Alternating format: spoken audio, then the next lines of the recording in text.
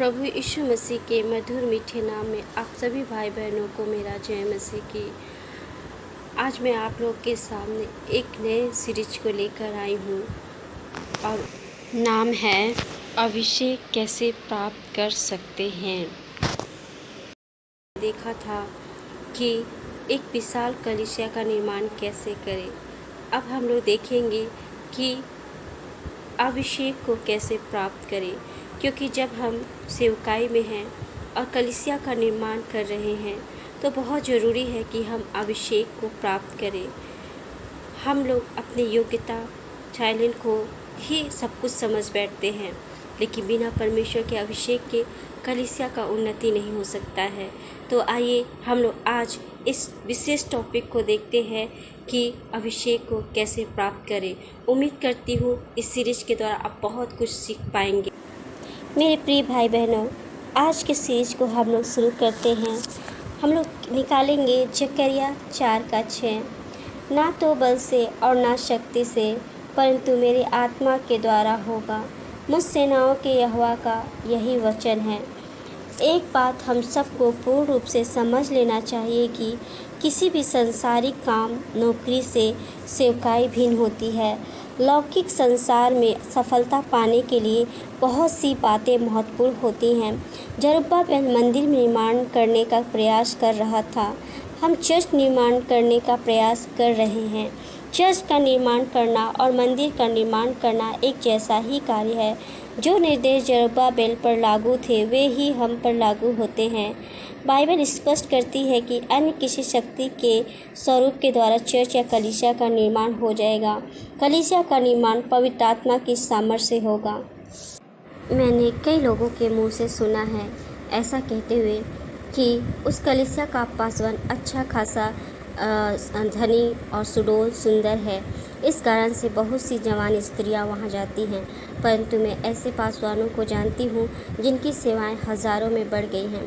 फिर भी दूसरे कहते हैं, अरे यह तो उनकी पृष्ठभूमि है, अरे यह तो चर्च के स्थान के कारण से है, और यह तो सदस्यों की धन संपत्ति के कारण से है, और यह तो उत्तेजना से भरे संगीत के कारण से है, अरे यह तो वाद्य यंत्रों का बजाने वालों के कारण से है।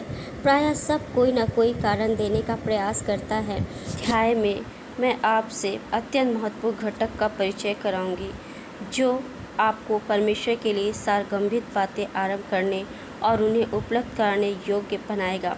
मैं शिक्षा में विश्वास करती हूँ, मैं प्रबंध कार्य में विश्वास करती हूँ, मैं युद्ध कौशलों में विश्वास करती हूँ, परंतु इन सब के ऊपर मैं इस निष्कर्ष पर पहुँचती हूँ कि जकरिया नबी के द्वारा कही गई बात को सफलता मिलती है, ना तो किसी प्रकार के बल से, ना किसी प्रकार के सामर्थ्य से, परंतु मेरी आत्मा के द्वारा मुझ सेनाओं के यहोवा का यही वचन है। यह आत्मा, पवित्र आत्मा ठीक अभिषेक पाने के समान है। बाइबल प्रेरितों के काम 10:38 में कहती है, परमेश्वर ने किसी प्रकार से यीशु नासरी को पवित्र आत्मा और सामर्थ्य से अभिषेक किया। आप इस पद से देखेंगे कि सारा तत्व क्या है। परमेश्वर ने यीशु मसीह का अभिषेक किया था, वह अभिषेक पवित्र आत्मा था। इसलिए हम निष्कर्ष निकाल सकते हैं कि पवित्र आत्मा का अभिषेक पाना आवश्यक है। सेवकाई एक मानवीय या स्वाभाविक वस्तु नहीं है। जितनी जल्दी यह बात सभी सेवकों के मनों में समा जाए, उनके लिए यह उतनी ही उत्तम होगी। जब आप एक सफल सेवक को देखते हैं तो शारीरिक या दैहिक से परे देखें और आत्मा के राज्य में देखें। कार्य पर अभिषेक का अवलोकन करें। उस व्यक्ति के ऊपर एक दिखाई ना देने वाला लब्धा या आवरण होता है जो उसे जो कुछ वह कर रहा है उसमें सफलता पाने देता है।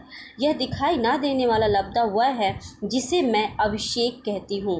यह समझती हूँ कि क्यों कुछ लोग सफल हो। एक पासवान एक अति विशाल कलीसिया का तब तक अच्छी रीति से निरीक्षण नहीं कर सकता जब तक कि उसे ऐसा करने का अभिषेक प्राप्त ना हो। यीशु ने पिलातुस से कहा था कि जो शक्ति तू धारण किए है वह परमेश्वर के द्वारा तुझे दी गई है।